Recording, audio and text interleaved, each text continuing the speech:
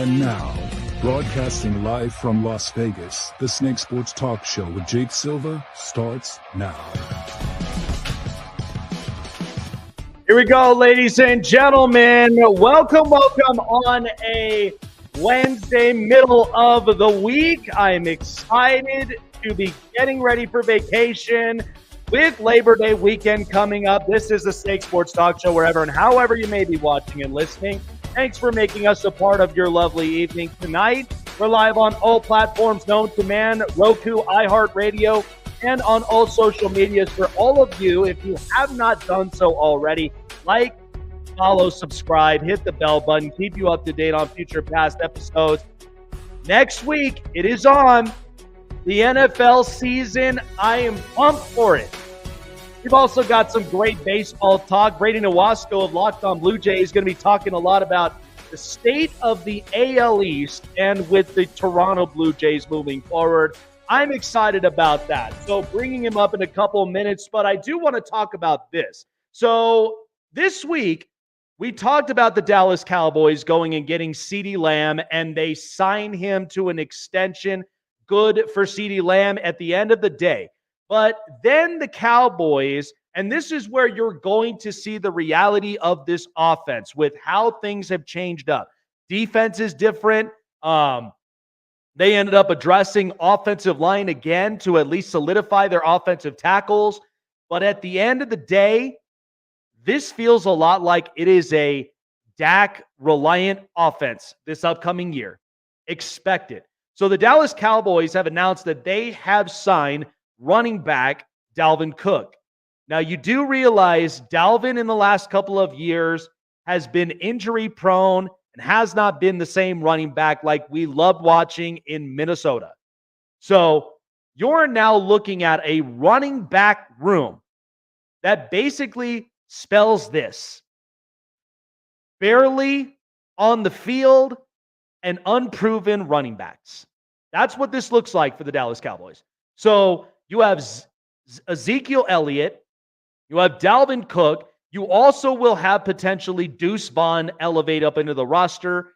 So there's a bunch of these unproven guys. What that tells me, expect Dak Prescott to throw for more than 50 times a game this year. And you know what happens when he throws for more than 50? The Cowboys have a very hard record.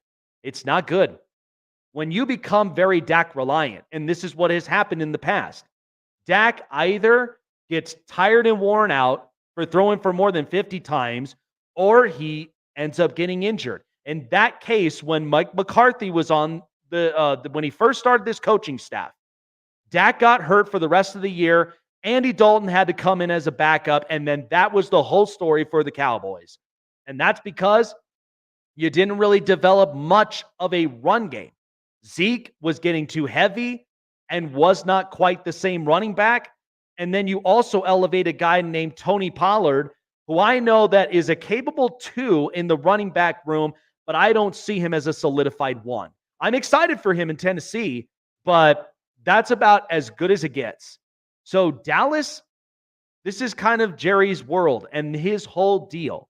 We know Jerry Jones and what we've heard, and this is how Jerry works. Because he's 81 years old. What he ended up saying into Dallas media is that he says, I'm doing all the right things here. I'm doing the business for the Dallas Cowboys. We're making deals, and I'm going to do it until the day I die, is literally what he said. Okay? He is not going to hire a GM. He's going to do all this stuff by himself. And the only person holding his hand is his son, Stephen Jones.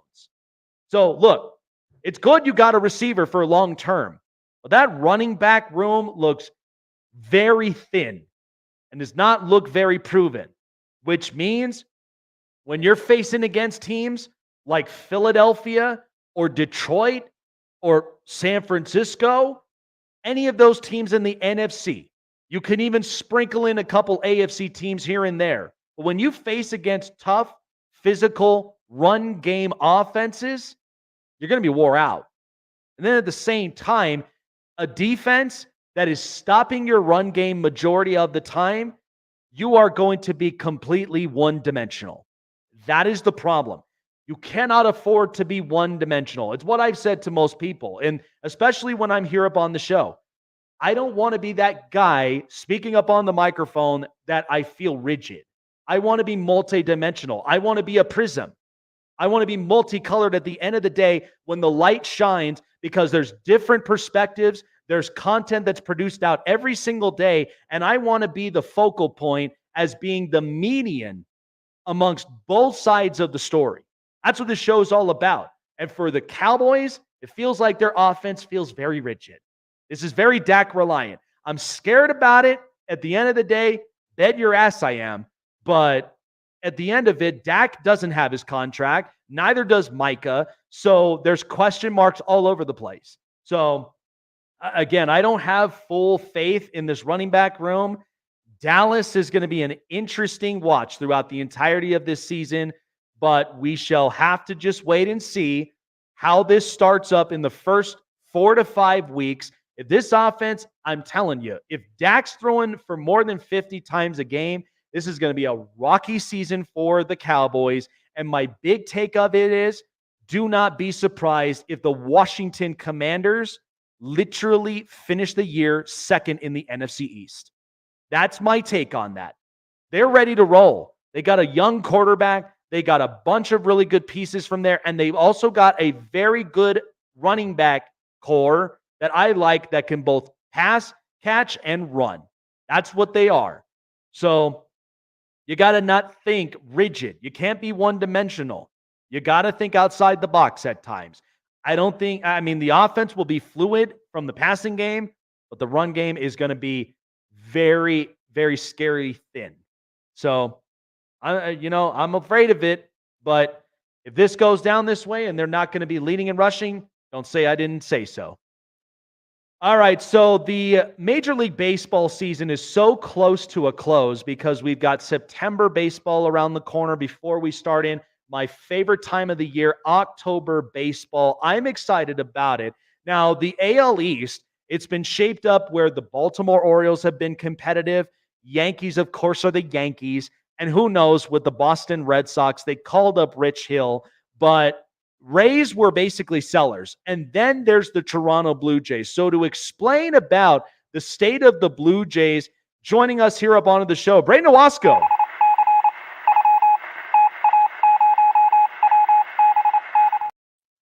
So I guess we can admit, for many Blue Jay fans, because, again, I love Vlad Jr., I love Bo Bichette, and I love George Springer and a couple other pieces.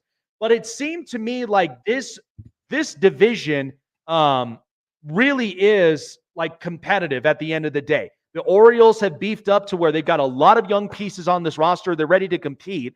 The Yankees, of course, are the Yankees. They're going to spend whatever, and then they've got Aaron Judge. So when you look at the state of the AL East and coming in from the start of this year for the Toronto Blue Jays, the expectations were, I thought this team would have been competitive, but it's kind of taken a different turn. What have you seen from the state of the Blue Jays this year to kind of explain, the whole state of this season?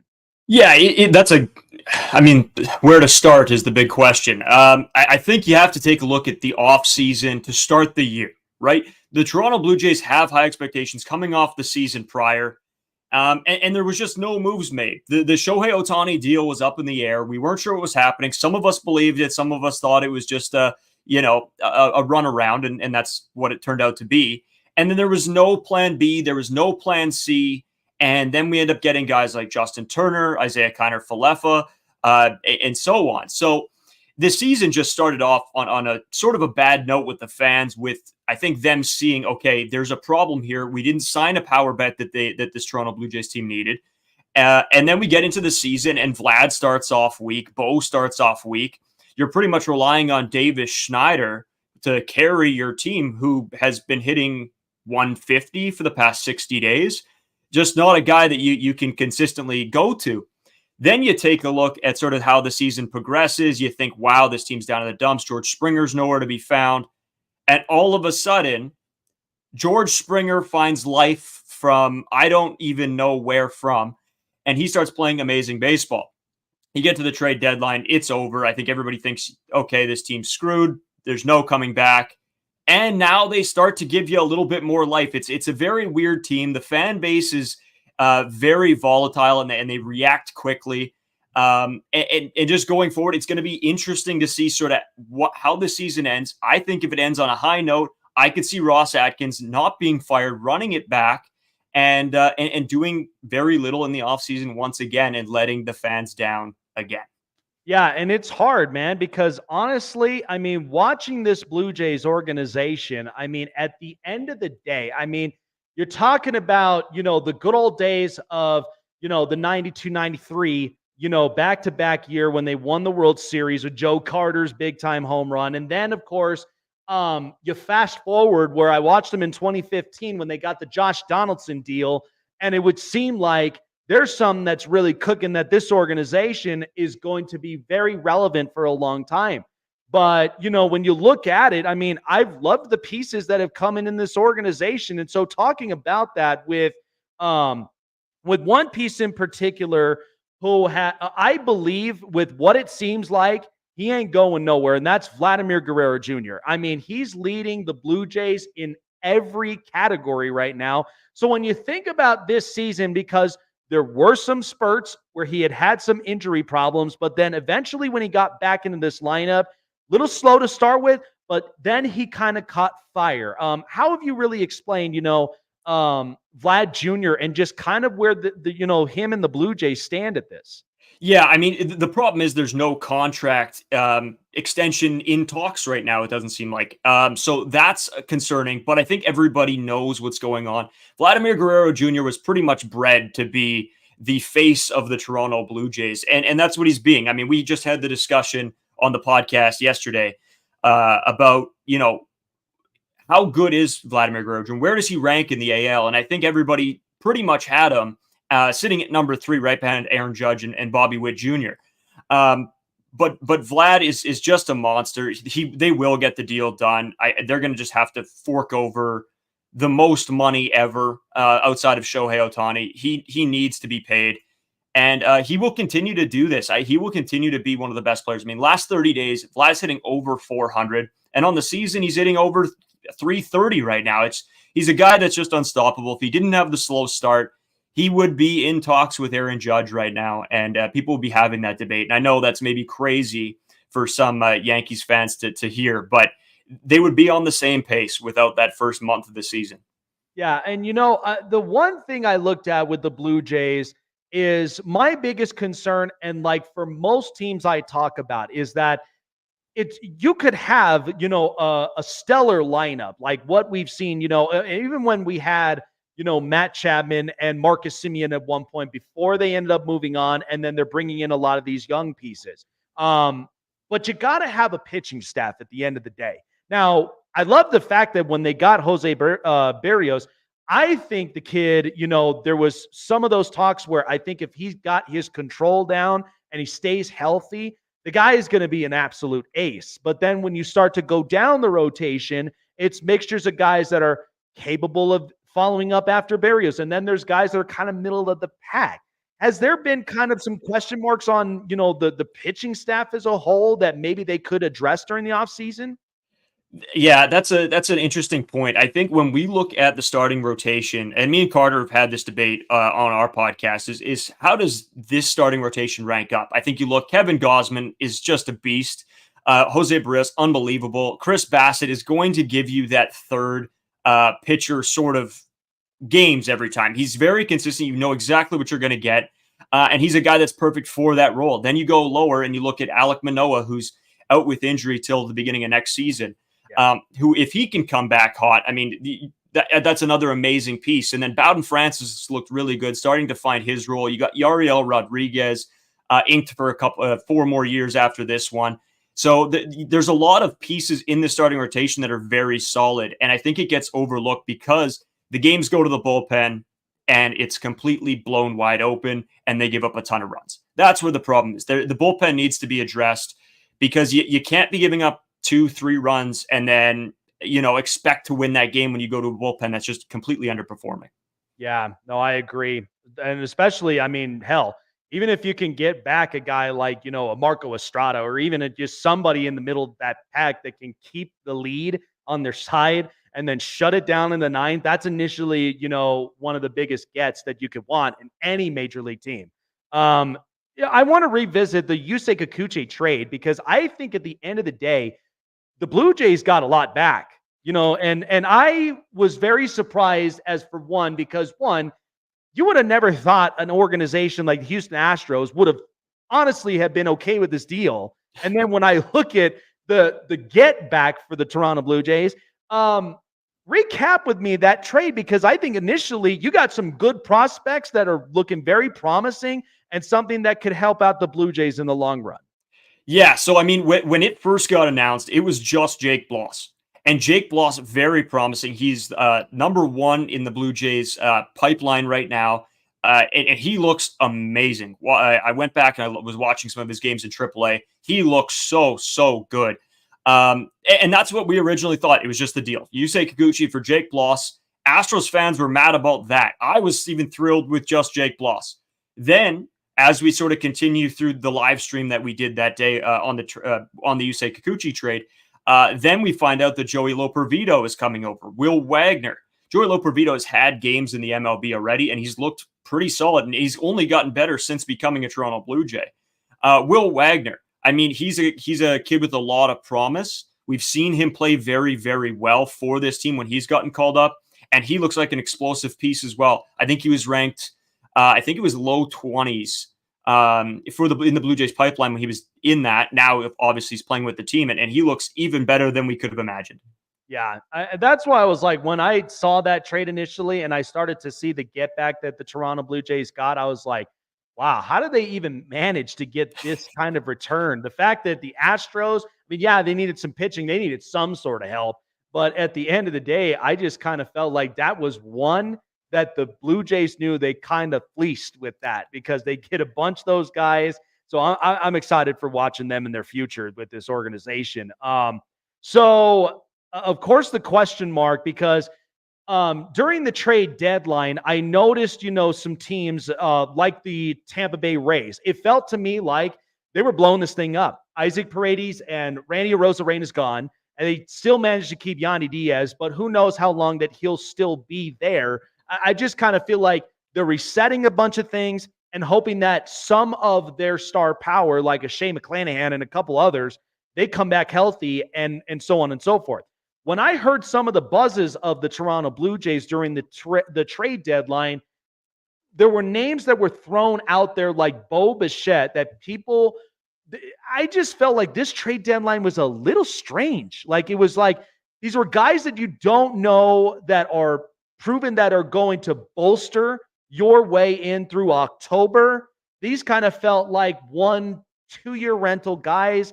I mean, how have you seen the trade deadline, and how did the Toronto Blue Jays really kind of take that during that time?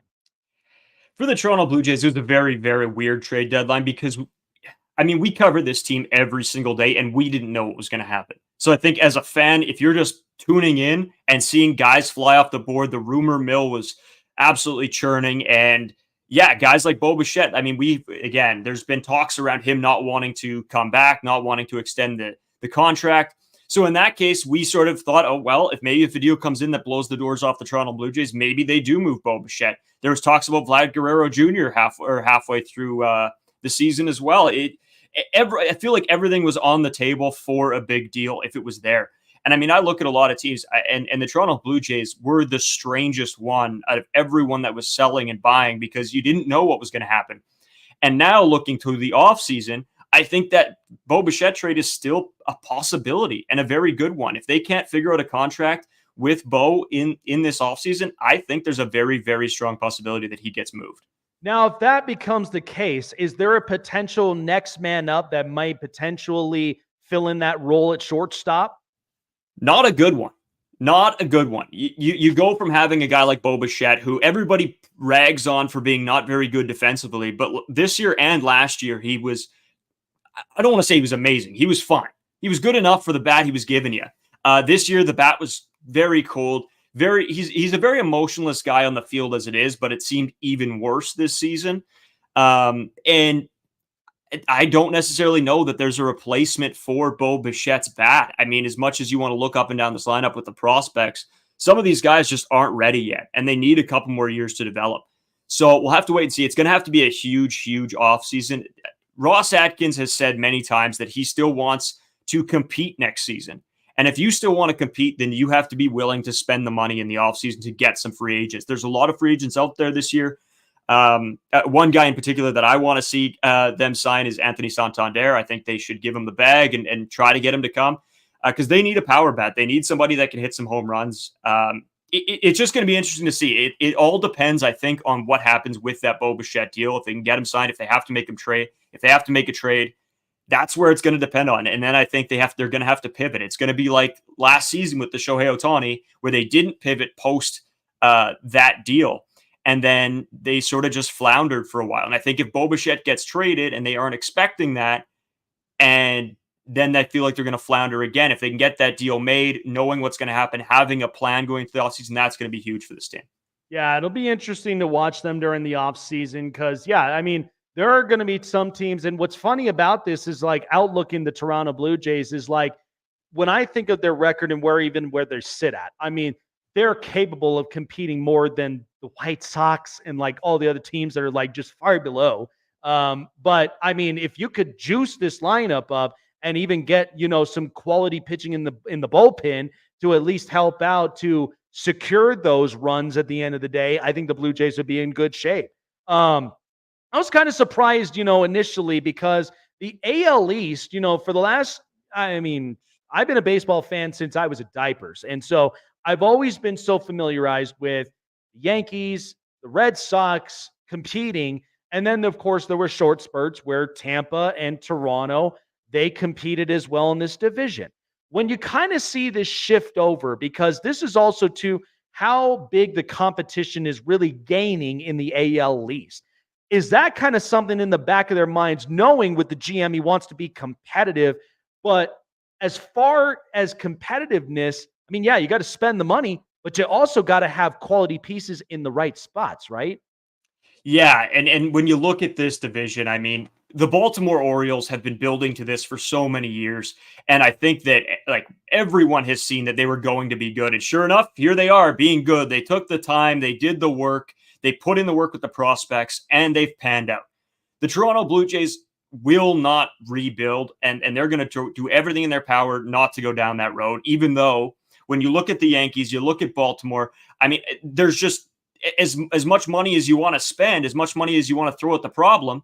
I don't necessarily believe that it's going to have you beat out the Orioles or the Yankees. It's just not going to happen. And that's not saying with guys leaving like Bo Bichette. If Bo Bichette sticks around, maybe that gives you more of an option to build around. You have to hope that George Springer can continue his success from sort of, the last little bit here into next season. And and you're praying for that. And you're praying that the starters all stay healthy. You're praying that some more guys in the bullpen don't get injured like we saw this year. You're hoping for a bounce back from Erik Swanson. There's just a lot of hoping and praying right now. And if you're in the Toronto Blue Jays organization, and that's never a good thing. Yeah, absolutely. So, finally, October baseball, it's my favorite time of the year because that's when everything in the regular season, it all now comes to fruition to where you're set, the stage is set, there's no excuses. And in the end of the day, you are seeing from the roster build from top to bottom how deep they get until they get into the Fall Classic, of course. So I'm sure you've had a bunch of memories with this Blue Jays organization. I loved the 2015 year with the Joey Bats bat flip against the Texas Rangers. How important for our audiences to get a preview of this October baseball postseason, how important that is for any organization that represents like just the grit, the atmosphere. That just gives you goosebumps at the end of the day. Like each pitch is thrown. Yeah, you know what? I always go back to this. You know what? I even throw the 2015 game on. I throw the series on. And I'll just sit there all day on a day off, and I'll rewatch it. That's how much of a crazy Blue Jay fan I am. And there is nothing like it. I always say, out of any playoffs, the World Series atmosphere is so uncomparable. I'm a huge hockey guy. I love my football, but even the Stanley Cup Finals for me doesn't bring me the same joy of sitting there. It's the seventh inning. It's a tie ball game. and one swing of the bat, it can change everything. It's completely different. The atmosphere, half the time when you're watching, and I remember that 2015 game with Joey Bats, when he hits that home run, the cameras just, you can't even see the ball. The camera's shaking so much. If that atmosphere, if you're a fan of one of these teams, I mean, go watch a team like the Baltimore Orioles. I bet you it's going to be very similar this season with them in the playoffs. I could even see sort of the Kansas City Royals with the same thing. They're sort of, a little bit not the favorite to win. And I think they could go on a little bit of a run. And if they do that, it's going to be electric with Bobby Witt or Gunnar Henderson or Adley Rutschman, some of those guys.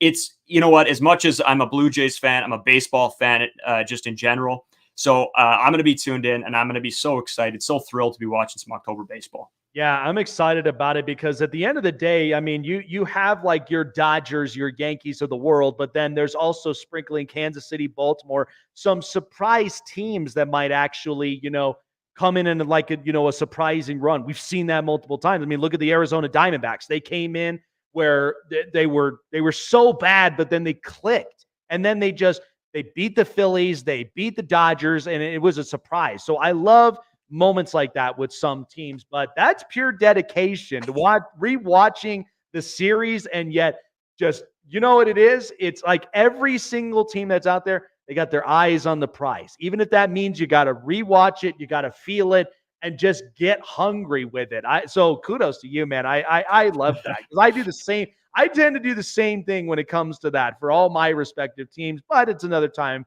But yeah, I'm excited for October baseball. I think we're really going to get some fun, fun, action-packed, but at the same time, I mean, finally Shohei Ohtani will be in the postseason. So that is one I'm curious to watch. And then at the same time, will we get a Dodger Yankee? And for your thought, is that possible? And what would be your thought if we ever got a Dodger Yankee World Series? Because my big thing, all jokes aside, I feel like that is when our economy crashes because of just how expensive that it is, right? You know what? I was down in New York this year for the Dodgers and the Yankees series when Teoscar Hernandez hit the grand slam. And what an atmosphere. Again, I will never cheer for the Yankees. I was wearing a Dodgers jersey just to piss Yankees fans off. And it was just a completely different atmosphere. The fan bases are yelling at each other in the stands, battling it out. You know what? If it comes down to that, I don't know if there would be a more electric finish to a World Series than those two teams. It would be just outstanding. Oh God, man. I can only imagine how much, prices on nosebleed seats would literally be like. I feel like there'd be like $5,000-6,000 or something like that. I mean, how can anybody have, the money in the world to even afford that? I mean, that's part of my life savings from there. So that'd be wild if we had that kind of World Series. But appreciate you for coming on by, Brayden. Where can people find you to get everything they need to know in the 6 in Toronto for those Blue Jays? Yeah, you can check us out. Locked On Blue Jays on YouTube or anywhere you listen to podcasts. We also have a TikTok page, Locked On Blue Jays, or Instagram. And obviously we have shorts as well, all on Locked On Blue Jays. Then you can follow me on Twitter at Brayden5 Ewasko. I try to keep posting every so often, but then I get a little bit disheartened with the Blue Jays, and then the Twitter dies for me. So you can check me out there as well. And Carter as well, my co-host Carter First. You can check him out on Twitter as well, Carter First too. It should be an interesting sort of end of the season, into the off season for the Blue Jays. So if you're a Blue Jays fan, definitely come on by. Absolutely, man. You guys are locked on. You guys have been doing amazing work. I've had multiple people that have been on here giving their insights, and it don't even matter the sport. At the end of the day, they're coming in, they're on the grind, and they are basically making quality content at the end of the day. So you guys have been really kicking butt lately, and I've had a bunch of other people in other networks, so it's been great to get insights up on the show. Appreciate the time for you coming on by here, man. Enjoy the rest of the weekend, a Labor Day weekend as well. I'm out in a disclosed area in Colorado. I'm going to be camping out, recollecting my thoughts because next week it's on, man, with the NFL season. So, yeah, I'm with you. I'm just preparing for it. I'm going down to Minneapolis this weekend for the Twins Jays series, so I'll be down there. But then, yeah, I'm fully into fantasy. I got a bunch of drafts, and I'll be ready to rock for the NFL season. Tell you, man, Toronto is on my bucket list of places to really visit. So, and I've been hearing a lot of different things. It's a totally different culture. You're up north in Canada, and so it's interesting, man. So, but again, like I said, it's just one of those things. Can't wait to book it soon. So, appreciate you, man. Enjoy the rest of the week, and we shall see you soon and how the Blue Jays will favor during the offseason, man. Take care of yourself. Thanks, you too. I really appreciate having me on. This was an absolute blast. Absolutely, man. Thanks for coming. All right. Well, there you go. Baseball talk, because we know baseball season's not completely over. We got the postseason around the corner. I'm just so amped up with the NFL season. You know how I am, but I've always been a baseball fan first, a baseball fan at heart, watching so many, memorable moments during the October postseason. So I'm excited about this one. But yeah, and even with next week camping out, I'm going to recollect my thoughts. The NFL season is going to be it's going to be a lot in my mind. So I can't wait for that. All right, going to take a break here. When we're going to come back here, so some news here that I think could also help out with some insights, because I'll also be talking about this. I'm also going to have some interesting insights about this a little bit later on for people that know me. But we've got some news that I think is going to really interest people and to really kind of outlook with what this particular team is going to look like this upcoming season. Well, like I said, I'm going to be on vacation mode all Labor Day weekend. But at that time, get yourselves geared up, folks, because BetUS is where the NFL season begins. So next week, it is on Thursday, Friday, Sunday, Monday. All of the NFL action geared up for you. It is all going to be here in one place, and that is at BetUS, BetUS.com. Get yourself signed up with all the best betting lines in their sports books and with all of the fun contests for you guys to choose, so you guys are on the edge of your game.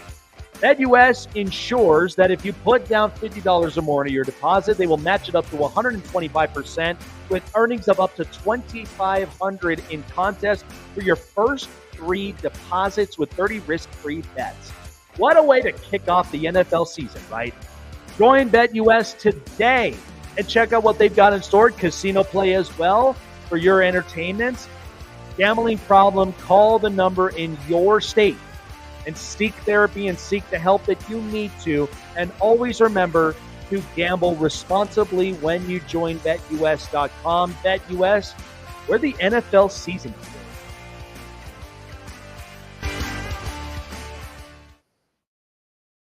Want to find your seat for the event of your choice but can't get one that fits your desire or your budget? Well, my friends, SeatGeek has you covered. SeatGeek is the official sponsor of the Snake Sports Talk Show. With a list of over hundreds of events to choose from, SeatGeek will assure you that you won't miss your seat with the amazing view of your choice at the most affordable price. Whether it's looking for your best seat in the house of your favorite sports team, finding live concerts that get you closer to your favorite artist, or enjoying your spot at your favorite live shows, comedies, and more, SeatGeek has it all just for you. Go online to SeatGeek.com or download the app on your mobile device through Google Play and the App Store. And as a special offer before checkout, use promo code SNAKESPORTS and save yourself $20 off of your purchase of your first ticket, and experience why SeatGeek is the most trusted ticketing app for your next event. Remember, that's SeatGeek.com and download the app on your phone with promo code SNAKESPORTS for $20 off and find your seat with SeatGeek. Listen up, sports fans. Your favorite sportsbook, BetUS.com, is back for our 28th year of NFL action. With the industry's biggest sign-up bonus of up to 200%, BetUS offers our members the opportunity to cash in on all your favorite sports, including NFL, NBA, MLB, and more. We've also got hundreds of new casino games, including the coolest new European slots, and our live dealers are waiting for you at the table. Sign up at BetUS.com today to get into the action. BetUS, where the game begins.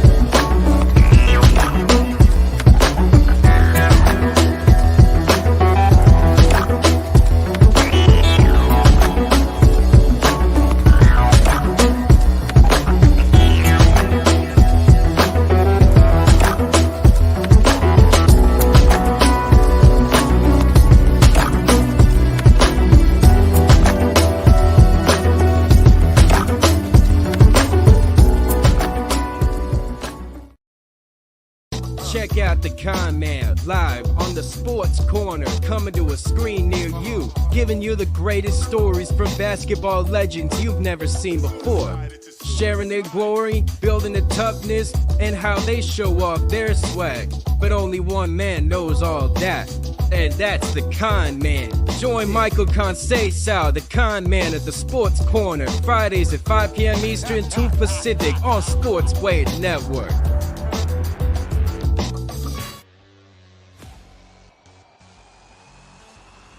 Don't lose your seat with SeatGeek today as the NFL season kicks off next week. So get your best seats at the most affordable price. Even while we're inflation season, it sucks. But that's where SeatGeek has you covered. Snake Sports is the promo code for $20 off of your first ticket. So it's not really big news, but this is kind of something to really think about, because a lot of people that believe that the Chargers are going to initially win, 5 games again next season, you're out of your gourd. Like, do you really not have enough trust with Jim Harbaugh and this entire offense? They've made 2 significant moves just now in the span of a few minutes. So they had acquired a defensive back from the Tennessee Titans, Elijah Molden, and they also have acquired Taylor Heineke for a conditional 6th round. Like, the team, this is what they've assembled. And this is all Harbaugh's guys.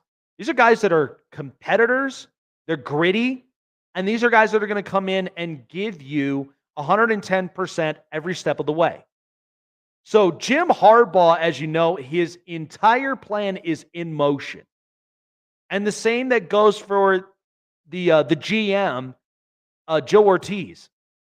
So when you look at the 53-man roster, and this is what I was talking about initially, they have 7 wide receivers. So much for just strictly running the ball, right? So much for that. You are going to see Justin Herbert with that play action of that offense literally throw only 35 times a game. I've been preaching that for months, because a lot of people believe that Greg Roman would be taking away the pass game. They'd be taking the pass game away from Justin Herbert. Not exactly. Greg Roman knows what kind of quarterback product he has. Same with Jim Harbaugh, former quarterback. You should know by now, he knows exactly who he's dealing with. But it's clear, though, they are assembling a very good roster that can compete. Now, will this be a Super Bowl roster? Not necessarily. I don't think it will be.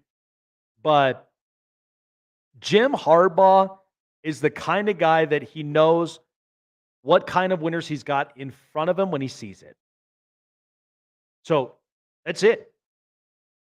And you got to think, he's taken time off, but he did not completely steer his eyes away from what the league is pivoting and shifting towards. Harbaugh is smarter than that. And I think initially with what you see in Michigan and what you will see as far as the offense and the defense itself, because again, they're bolstering that defense. And from the preseason, I know it's just preseason, but that defense showed spurts that they would be a shutdown type, which means this is what Jim Harbaugh does. He's a disruptor. When you look at him in the time when he was in San Francisco and even when he was in Stanford, with one coach in particular, Pete Carroll, his successes was flourishing in USC. But then USC kind of ran into some problems. Oh, and then Seattle, even though that they've been to 2 Super Bowls and won one of them, Harbaugh was running the ball down their throats because it was not making it easy for Pete Carroll at all. So he was doing a lot of these things. And then he also did this in Michigan, where he had to disrupt Ohio State. Okay, that was the one competition that he had in front of him. And then he had to disrupt the whole entire NCAA. That's why the NCAA is all after him with this whole sign stealing stuff. Come on, bruh. Sign stealing is normal in college football. You have got to be kidding me. So I just think people, they don't really know how to take on Jim Harbaugh. And he's a nice guy. He's competitive. He's in a competitive family tree with him and his brother, John Harbaugh. The only thing that's missing in the hardware is the Super Bowl. It's the Lombardi Trophy. That's the only thing that's missing here. I think Harbaugh, with what he's doing and what the rest of this Chargers team is looking like, Herbert, he's got 7 weapons to throw to, which means like what Greg Roman, and here's something to keep in mind. Go back to 2019 with the Baltimore Ravens and the first time that Lamar Jackson won his MVP. Okay, look at 2019. It was an up-and-coming Hollywood Brown.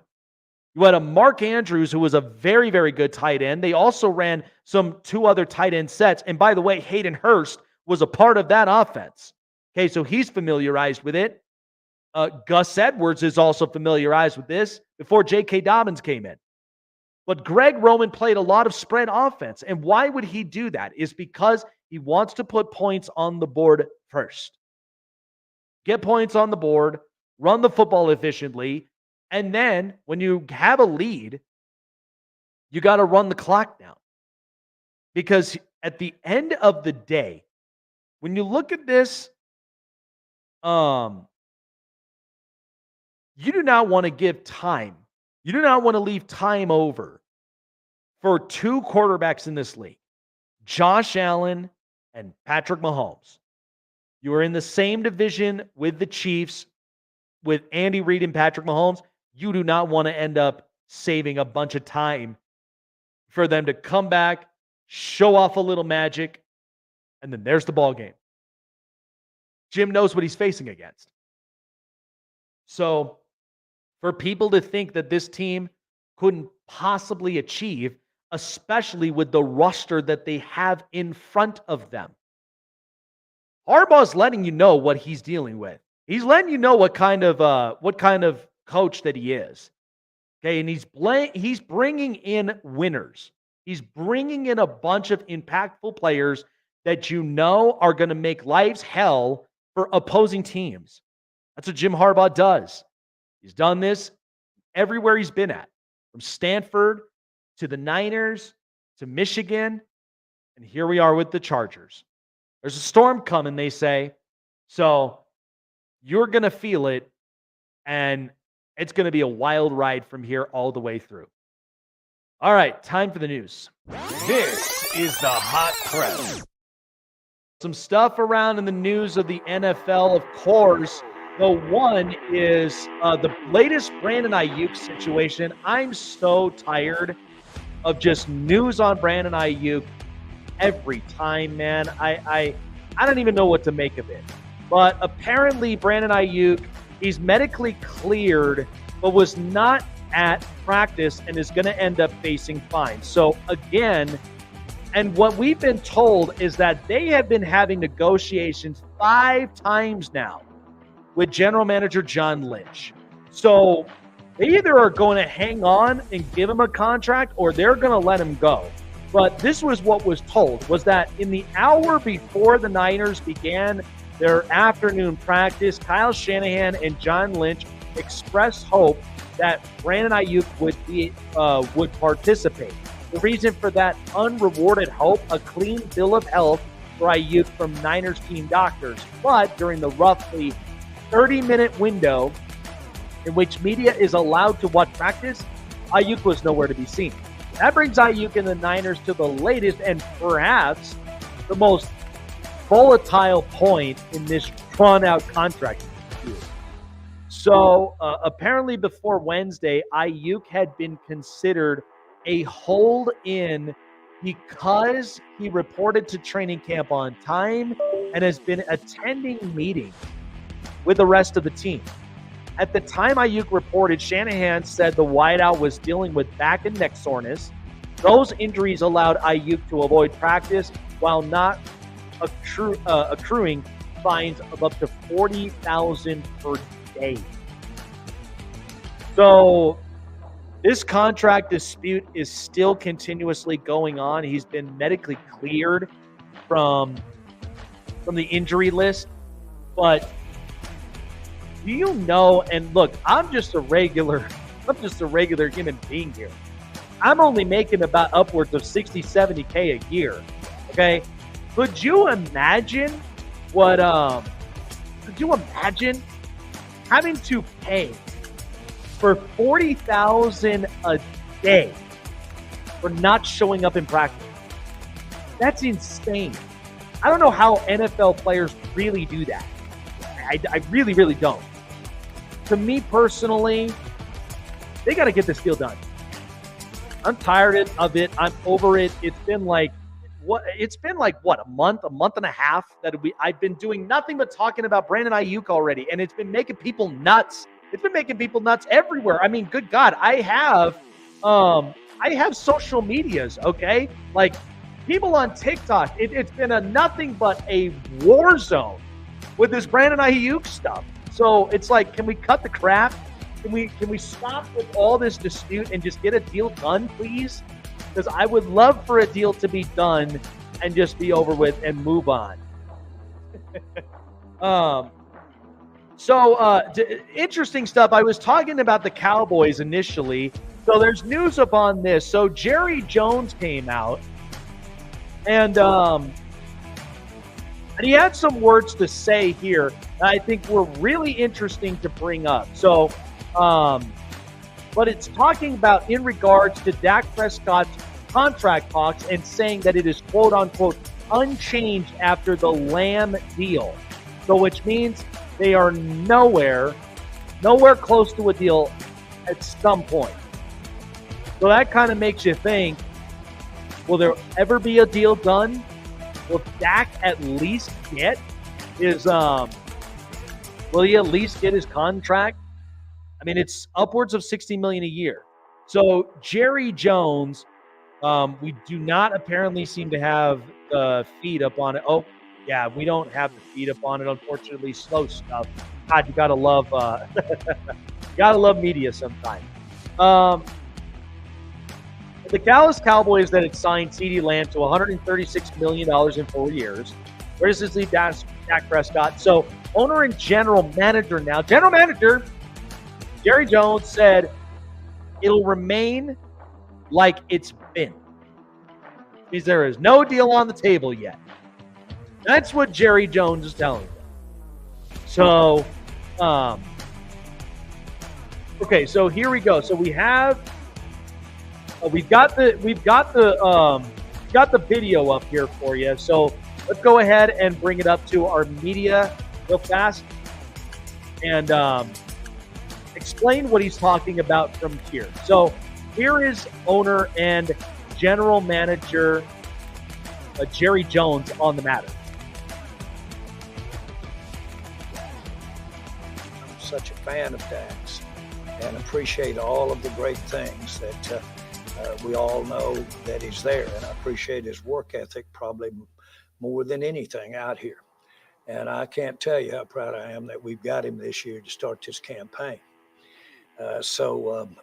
Needing to see, I just gave an explanation of where when you look at a situation, you've also got to weigh, okay, what are the consequences of the other side of the coin? And so the Dak's situation right now, for me, from my mirror, has more to do with our situation than it does with the merits of. Yeah, the merits, the other side of the coin. That's an interesting term. I think I might use that. It all has to deal with just the sides of the coin. So are we playing coin flips from here? I mean, we might as well. The fact of does Dak get a contract or does he not get a contract? And I don't have a crystal ball to predict this kind of stuff. So, but I don't know. I don't even know if they're going to have a deal done. I think at the end of the day, I feel like you've signed CeeDee Lamb, which was the right thing to do, but Dak, I feel like his good is gone. You're going to probably end up looking for a new quarterback, but at the same time, get a new wide receiver while you're at it, because CeeDee Lamb, like I said, I mean, he has an insurance policy now for 4 years, but that is a CeeDee Lamb injury away from this going downhill. I don't like where this is going. So, again, whether Dak, because this will be an important year for the Cowboys, but like I said before, that running back room looks so thin. I don't even know how that run game is really going to produce. I really don't. Hopefully it produces well, but don't be surprised if the numbers are so wonky, because it will be. I don't know. I don't even know how you got to deal with this. So I think at the end of the day, this running back room with, Deuce Vaughn, Dalvin Cook, Ezekiel Elliott, will they be injury prone, or will this actually be a pretty decent run room? I don't know. But it just seems to me like if they're on standstill right now, I don't think you're going to get a deal done. I think Jerry's just kind of telling you because it's a coin side. It's a side of the coin.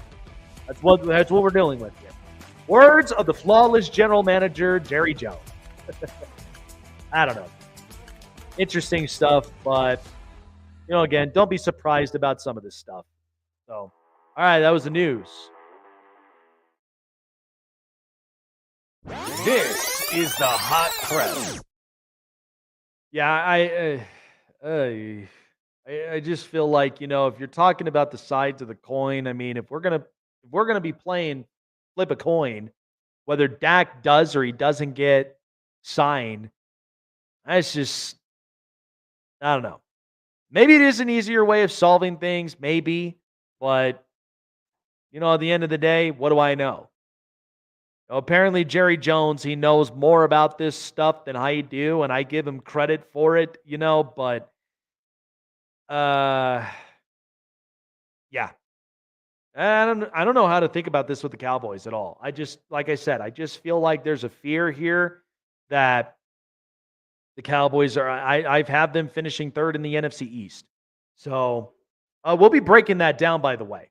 We'll have our NFC prediction. We'll recap our AFC because, again, I don't think we kind of got clear with record predictions. So that's where I'm going to end up going from there. So we will recap the AFC, and then we will get into the NFC standing predictions before next week. So Chase will be back by then. Super excited about it. By the way, Jake Arthur of Locked On Colts is going to be with us tomorrow. How about that exciting stuff? Locked On guys have been really, really good. I've loved bringing on so many of them from all their respective teams. Very knowledgeable. They educate me a lot on just what to really kind of expect this upcoming season. So, and again, I feel like we've been hitting jackpots with the Colts. I've had we've had Derek Larger from Bring the Juice. I've had the Blue Stable as well up on here, and then now having Locked On Colts with Jake Arthur. I'm excited about it this year. But something to kind of note, 4 minutes left up on the program, but there's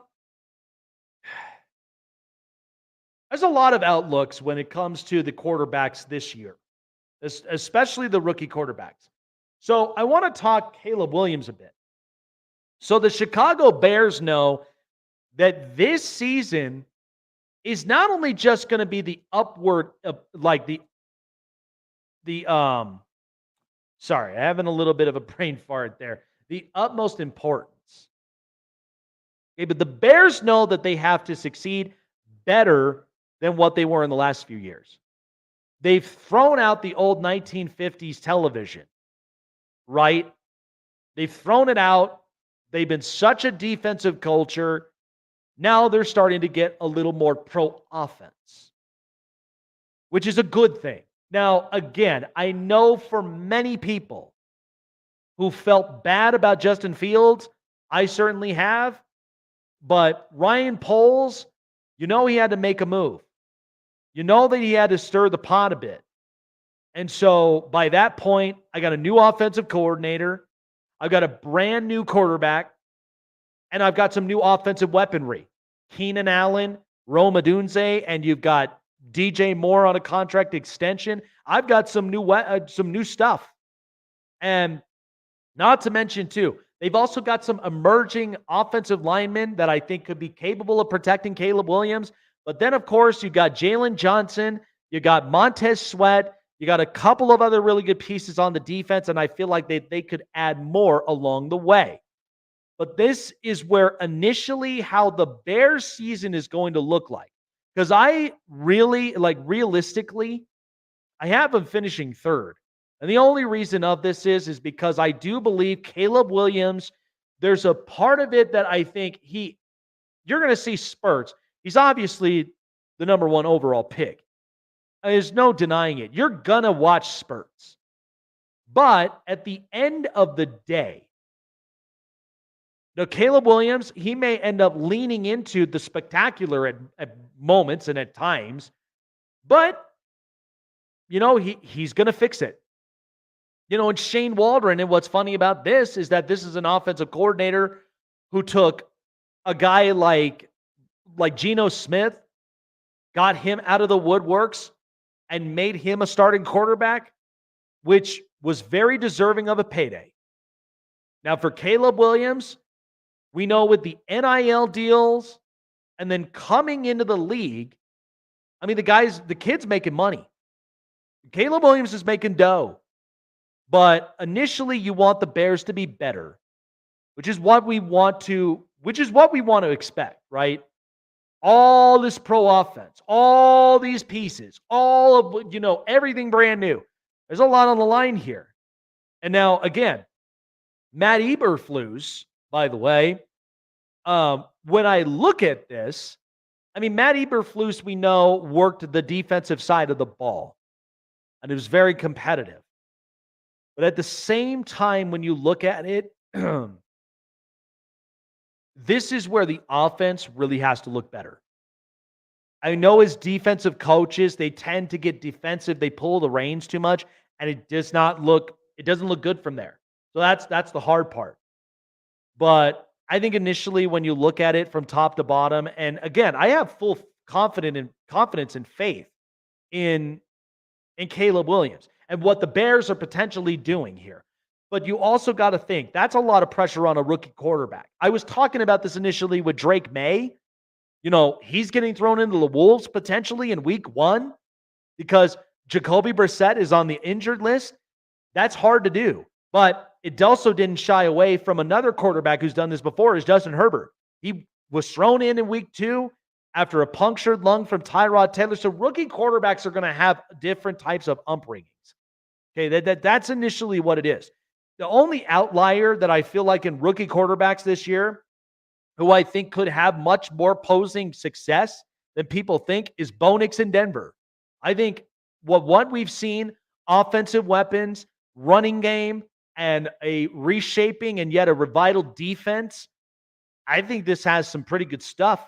This will be a competitive division in the West with what Jim Harbaugh is bringing to the table and Sean Payton in his second year in this organization after he's been cleaning up the mess and trying to rework his system.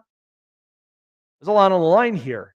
So all these rookie quarterbacks, from Caleb Williams to Jaden Daniels to Drake May to Bo Nix, initially, we're not going to see J.J. McCarthy this year being out for the season with that torn meniscus, but I think you're getting a preview of what next year will look like, and potentially, if things, depending on how the season runs out for the Atlanta Falcons, Michael Penix will be the potential next season. So there's a lot on the line here. But I think for rookie quarterbacks and in a caffeinated society, there's a lot of things you got to look here. A lot of things you need to keep in mind. And I think the Bears are so aware of it. But Caleb Williams, initially, if this thing don't go right this year, like Caleb Williams, if he looks good, but yet the coaching staff, it looks terrible. Eberflus might get fired. And you might end up going and getting an offensive coach. You'll finally be pivoting into what the league is doing right now. And you know what? That'll be good enough for Chicago. Because initially, you got to make this thing work.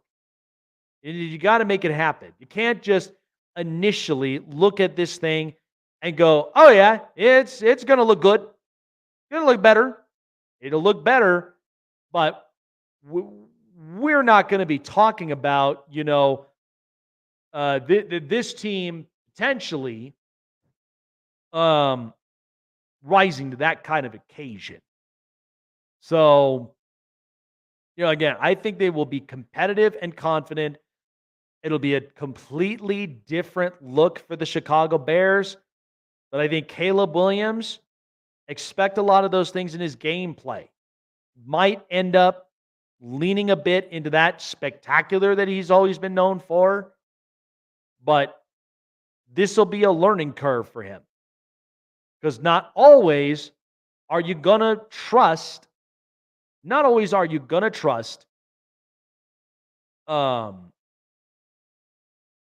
that he will be good. Like, you're going to trust that spectacular. Not always. There is going to be times where things are going to look a little different. And you got to adapt to it. You got to seriously adapt to it. So, all right, good stuff. And we've had news after news, moves after moves. So Taylor Heineke now is backing up the LA Chargers and Justin Herbert. What a great get. Like I said, we've seen him as a quality backup in Washington and even at the time in Atlanta.